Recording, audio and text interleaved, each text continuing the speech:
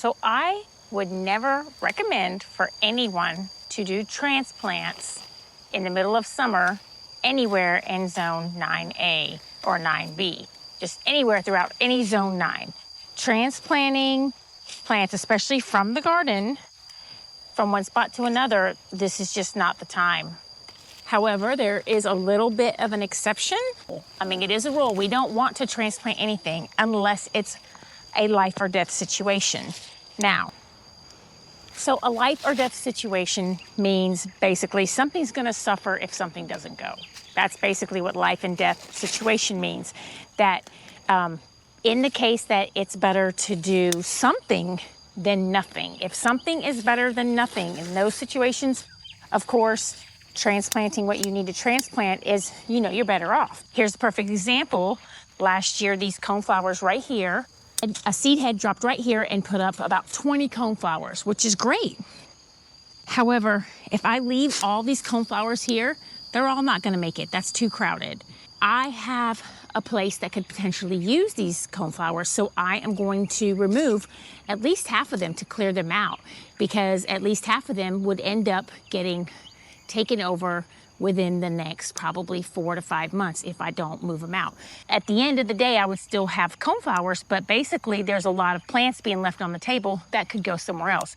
So, I don't really lose anything if they don't make the transplant, but I would definitely lose something if they end up staying there. So that's a life and death situation where you're gonna lose something anyway, and you just wanna benefit from whatever you can in those situations. I'm just going to pull out a few of these coneflowers. The ground is nice and soft. And yes, I could do this more gently, but I don't have time. So I'm just, I made sure and soaked this area really well. But see all these little baby ones right here? These are the ones that would get taken over, primarily the baby ones. But these plants will be healthier with more air circulation. And what I'm doing with these fellas, so I've got all these little sections right here. And again, this is in the middle of summer. We are in July, and it's the worst time of the year to be transplanting, but I'm sharing the steps of what you can do to maximize your success of transplanting things in the worst time of the year. The grocery bag is just simply for me to put the roots in once I'm done, but I'm finding all the big leaves on these coneflowers and I'm removing them. If you're not sure which leaves are bigger, then look for the leaves that are oldest. Whatever leaves are oldest are the ones that are gonna get stressed out soonest. Any that are dead, damaged, or diseased, those come off no matter what. For this situation, I'm just looking for the largest leaves and I'm removing them because they're all pretty healthy.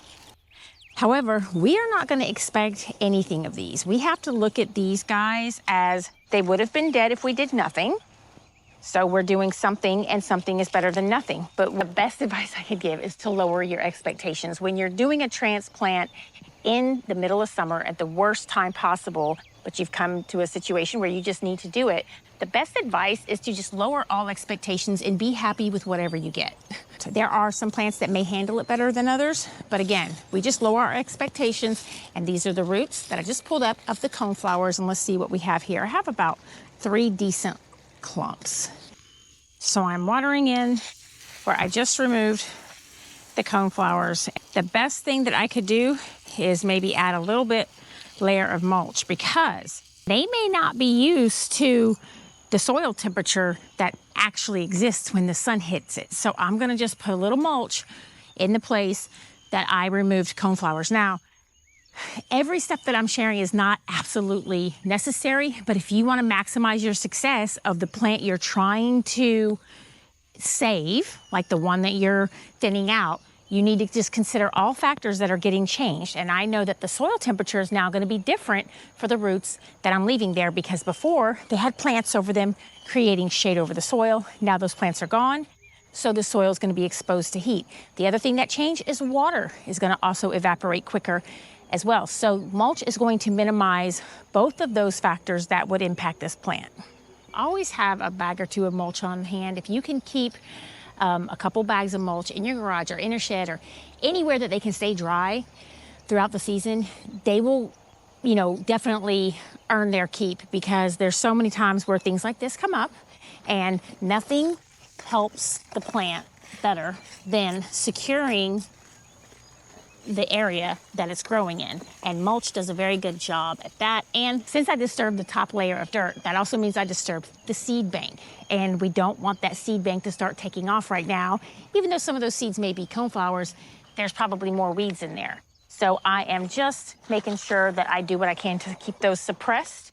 The other good thing that mulch can come in handy for is top dressing your pots. It really helps keep that soil temperature down a little bit, just along the top, not along the sides, because if the sun's hitting the side of your pot, it's cooking the roots.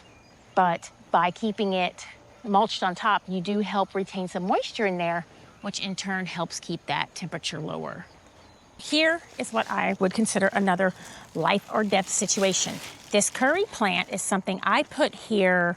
Oh, look, there's actually a bulbine I put here too. There's a bulbine. You can barely see it because it's getting taken over. A bulbine and a curry plant that I put here last fall. I didn't know much about it. And when I planted it, I didn't realize there were so many Mexican petunias around here. And the Mexican petunias have basically taken over the entire base. I don't know enough about this curry to continue to let that happen. So I'm pulling up all the ones that are too close. And as I pull them up, I'm just breaking off the biggest portion of the leaves and I'm leaving some lower ones and I'm putting them in the bag right next to the coneflowers.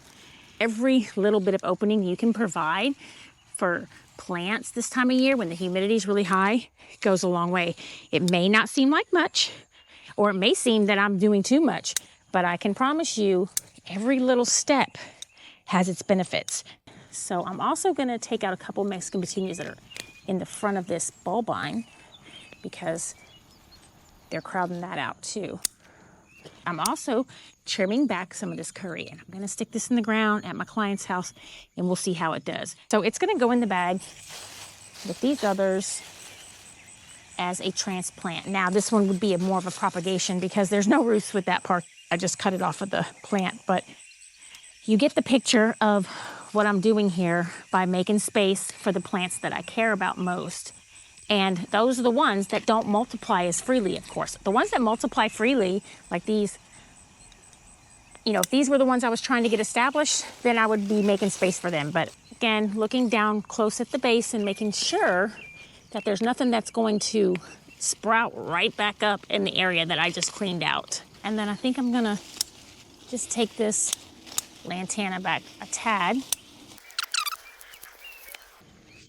And yes, I am chopping and dropping. It has been one of the biggest advantages that I can't believe I waited so long to start incorporating in gardening. It saves so much time and it saves so much work from having to get rid of debris or piling up the debris or hauling off the debris or moving the debris, just dealing with the debris. Chopping and dropping is the way to go when you're doing garden work. And if you're not familiar with what that means, it means when you have cuttings or things that you're clearing out, just toss them somewhere else where they can die off and add to the mulch that's there. It's just basically creating a layer of organic matter. The only thing that I would not chop and drop in the beds are weeds. But any other desirable plants that you happen to be trimming, clipping, pruning, or cleaning up or pulling, if they are not weeds, then you can just chop them up and toss them under a bush or somewhere in the back where they're out of sight and let them break down naturally. So now I'm gonna go get a little mulch to go around that curry to suppress the weed seeds that I just brought to the surface and to make sure that the soil temperature stays the same that it's used to. I'm going to just sprinkle on a little bit of mulch around the bulbine and the curry, and then water these in. Just to make sure anything I pulled up didn't create an air pocket, and if it did, it's closing it off. Okay, so here's the area after I've cleared out the plants that were smothering this curry. And so hopefully now it's got a little more room to do its thing and will hopefully fill out a little better. And then also that bulbine, I totally forgot about it, but hopefully it'll perk up enough to do its thing. So there's one section of this whole path where the black elephant ears are just too thick. And it happens to be where I was getting them from the beginning and thinning them out from. That area is still too thick and congested with the black elephant ears. So right here is the original area that I was trying to thin out last year because there's some pink caladiums under there. There's a Cassandra over here that I want to be able to get more sun and bloom more. And there's a shrimp plant, a shrimp cocktail plant I have back there that's not really blooming because these were invading the area and they were blocking the sprinkler flow. They weren't necessarily shading it out last year. They never got over a foot tall, but they were blocking the irrigation too much. So, and redirecting it. So what I'm doing, I'm just gonna pull up this whole clump because I know I've got so many down there that I'm okay with what happened. So I tried pulling them all up together, that didn't work. So I'm gonna separate them a little bit. So here we go. These have to be cut back. So I'm just taking them back here so I can chop and drop those. Now I try not to squeeze the stems too hard because that would damage the area that, you know, the new leaves come from. So right here, there's a leaf that's coming out. I'm gonna try keeping that leaf. And I'm gonna leave that little sprout. That leaf would be a good indicator of the plant's stress level when I put it in its new home. At least that's what I intend to use it for. And again, there's a little leaf on this one right here. I'm gonna keep that leaf and I'm gonna remove everything that's in my hand. Okay. There's enough going on right here that I'm confident we're just removing those. And then this ginger, this is also blocking irrigation to other areas. So this is actually turmeric in the ginger family. So here's the bag that I have with the coneflowers, Mexican petunias, and then now these are the black elephant ears. I'm gonna stick in the same bag because they kind of help each other out by, you know, keeping them moist and not getting overheated.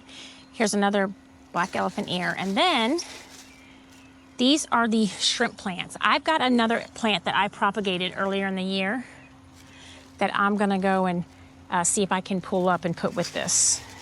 So right here is the shrimp plants that I propagated last year. It's really big and it's definitely not a good size to transplant at this full size. But what I'm going to do is cut it in half. I'm going to try to pull up the bulk of this plant right here.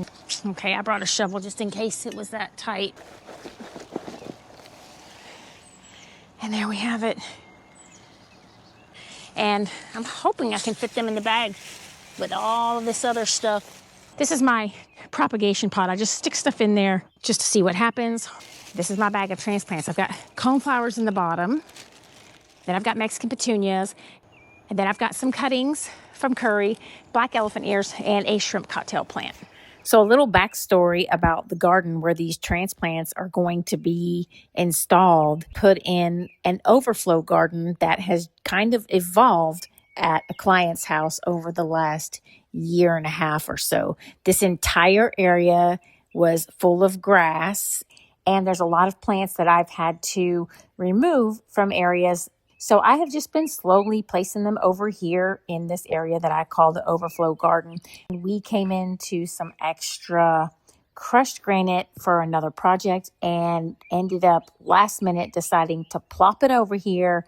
So every little step that I can take to preserve this area as a bed is what I'm doing, and that's how these plants are being used today. I will be sharing the entire process of how this garden evolved in another video. So be sure you subscribe if you're interested in watching those types of transitions, because there is so much more that went on in this side garden over the last year and a half, and I will be sharing that in an upcoming video. So let's see where I can put these really quick. Here's the plant, and I'm going to plant this a little deeper than the roots because it was planted really shallow in that pot. I feel like right here is a good spot. Now, I think I need to cut a little bit of those off. I'm just giving it a little trim, taking out the dead branches so we can clearly tell. if anything declines from this point, which I will not be surprised if it does. Again, we are in July. So not a good time to be transplanting anything. I'm gonna make this hole a little bigger, just so I can spread out the roots a little more. And this plant is definitely getting an upgrade. However, it was not getting this much sun in its other spots. So it may get a little burnt, and it may not. We'll see. I'm gonna water that in because I'm sure it's thirsty. Okay, that's the shrimp plant, and that one was in the worst shape. So I've got the black elephant ears where I left the leaves, and then I also have those dwarf Mexican petunias, but I'm going to put, I think I'm going to put these black elephant ears on this side because there's a lot of, I don't want to say a lot, but there's several dark colored plants over there. I've got the purple fountain grass and a castor bean plant that's growing over there, and so I'm going to put this in over here somewhere. I think maybe one right here against the fence behind this grass. Then take this other, this is like two little ones together. I have to put right here on this edge. So it's kind of behind these variegated phlox. I thought I planted some last fall over here, but I'm not seeing them. The Mexican petunias, I'm thinking, will be a good candidate for the edge here to try and just help stabilize this area, because none of this was planned and put in with a plan. So let me get them out of the bag. This is what they look like coming out of the bag. This is the curry plant that I just cut a little piece off of. I don't know how it's gonna do, but I'm gonna stick it. Just gonna stick it right here. We'll see. It's a Mediterranean plant, and this is south side of a garden. So it may be okay, it may not. We'll see. Anyway, back to the dwarf Mexican petunias. I'm just gonna make a slit and stick it in. Nothing fancy. I don't want to dig a big hole and mess up this natural weed barrier that I've got going on here. So I'm minimizing disrupting the seed bank. Put a few more down here. I didn't count how many I put in this bag, but I know there's quite a few. What's left in the bag is the Mexican petunias and the coneflowers, and then this is a turmeric right there. But there's the coneflowers. There's a couple more Mexican petunias down there. So I'm going to start trying to find a place for these. So I was going to put them in 3 bundles. Now, they're pretty small, so that's why I'm grouping them together to make 3 bundles. So I'm just going to try to, so like this would be a bundle, this would be a bundle, and then here's another bundle. Put another one right here. There's a really little one growing right here. I'll put a bundle next to that. And I'm trying to do a slit the same way that I did with the petunias, except I'm going a little deeper, but I'm trying to not like dig an actual hole. Now, these were in an area where they were getting very similar sun, so I'm not too worried about them overheating or turning crispy. All right, so let's see what else is in here. Yeah, it's all Mexican petunias, and then that little piece of turmeric. Plop a couple more of these Mexican petunias in down here. But they will do a good job at preventing erosion over here where the water crosses over. So just going to trim those back, lay them down for weed suppression. Elephant ears make great weed suppression mats.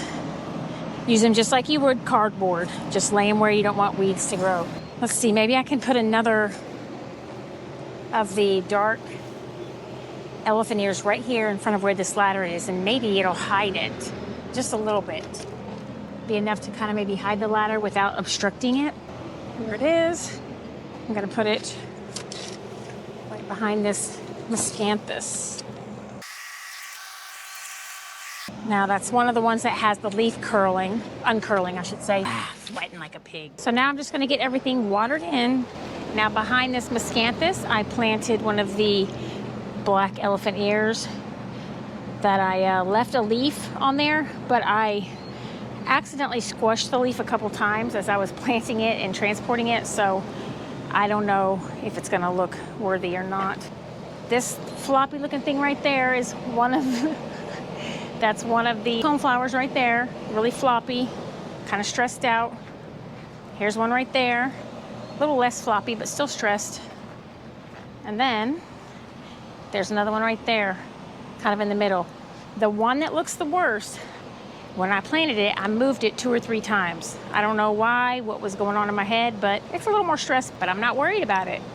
I'm not worried about that one bit. So it's a good thing to remember, I planted all of this stuff at the worst possible time of the year. So I've got to be forgiving if it doesn't exactly want to look its best for me. All of this right here is planted at the worst time of the year. It just kind of happened that way. It wasn't planned. This whole garden right here is kind of an overflow, last minute thing. This whole south side area. The pathway was put in last minute. There's a lot of challenges popping up just because it was a last minute deal, but that's where you gotta have some patience. I hope you enjoyed this edition of Garden Beauty and that you'll join me again next time.